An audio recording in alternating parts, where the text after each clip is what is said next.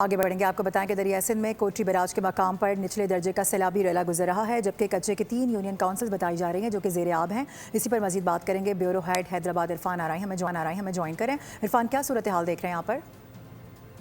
दरियाई बैराज के मकाम पर निचले दर्जे का सैलाबी रेला इस वक्त मौजूद है और 1,61,000 क्यूसेक पानी अप स्ट्रीम में है, जबकि 1,31,000 क्यूसेक पानी डाउन स्ट्रीम में छोड़ा जा रहा है। सैलाबी रेले की वजह से सेवन की 3 यूनियन काउंसिल्स जो हैं वो इस वक्त ज़ेरे आब आ गई हैं और इसके साथ साथ जो ओठा रोड है सेवन का, वो ज़ेरे आब आने से मज़ीद पानी जो है वो आगे की जानिब फैल रहा है। एमरजेंसी की एक सूरत हाल है और बताया जा रहा है कि 4 से 5 दिन में पानी जो है उसकी सतह 2,65,000 क्यूसेक तक पहुंच जाएगी।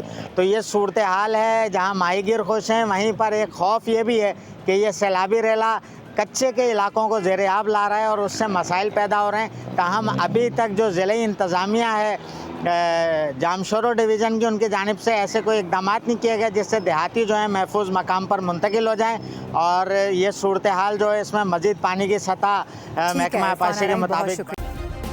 सब्सक्राइब करें और बेल दबाएं ताकि कोई खबर रह न जाए।